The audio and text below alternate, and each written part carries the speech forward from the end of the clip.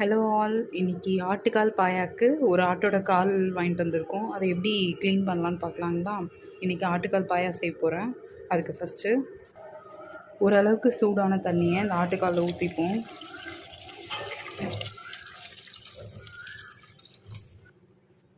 கால் முழுகிற அளவுக்கு சுடு தண்ணி ஊற்றி வச்சுருக்கேன். ஒரு 10 மினிட்ஸ் இப்படி இருக்கட்டும்ங்க. இப்போ இந்த கால் சுடு தண்ணி ஊற்றி கை பொறுக்கிற சூடு வந்த பிறகுங்க கத்தி வச்சு இப்படி சொரணுன்னா இதில் இருக்க முடி, இந்த தீச்சி வச்சுருக்காங்க பார்த்தீங்களா, இதெல்லாம் வந்துடுங்க. இங்கே பாருங்கள், இவ்வளோ ஈஸியாக வருது கத்தியில் ஊட்டிட்டு. இந்த மாதிரி க்ளீன் பண்ணிக்கணுங்க. இதில் கொஞ்சம் கொஞ்சம் எங்கேயாவது இருக்க முடி இப்படி சொரண்டும் போது எல்லாமே வந்துடும்.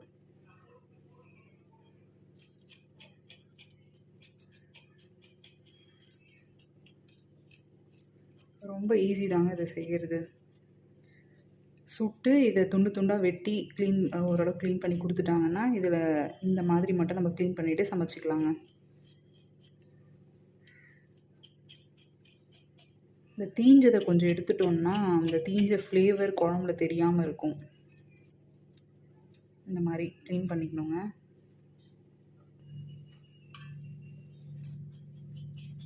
பாருங்க, இப்படி தேய்ச்சாலே வந்துடுது. ஒரு துண்டாக எடுத்து இப்படி மேலே அந்த தீஞ்ச இதுவும் எங்கேயாவது முடி இருக்கா செக் பண்ணி போட்டுக்கணுங்க. பாருங்கள், அழகாக இப்படி பண்ணோன்னே வந்துடுது.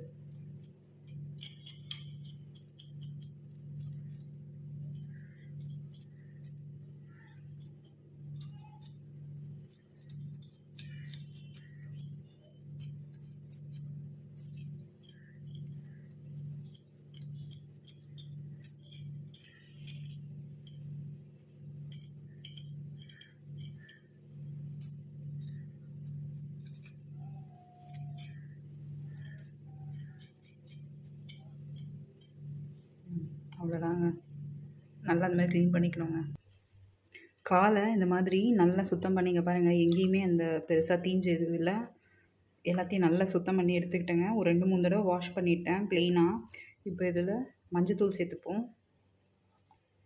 பாயா செய்கிறதுனால அதில் மஞ்சத்தூள் சேர்க்க மாட்டேங்க. அதனால் கொஞ்சம் கூட மஞ்சத்தூள் போட்டு ஒரு 10 மினிட்ஸ் அப்படியே விட்டுடலாங்க. இதை ஊறட்டும் மஞ்சத்தூளில். அதுக்கப்புறம் வாஷ் பண்ணிப்போம். 10 மினிட்ஸ் ஊறிடுச்சுங்க. இதை நல்லா களைஞ்சி வாஷ் பண்ணி எடுத்துக்கலாங்க. வாஷ் பண்ணி எடுத்துக்கிட்டேங்க. எந்த அளவுக்கு மஞ்சத்தூள் அதிகமாக சேர்த்து வாஷ் பண்ணுறோமோ அந்தளவுக்கு ஸ்மெல் எதுவும் இல்லாமல் நல்லாயிருக்குங்க.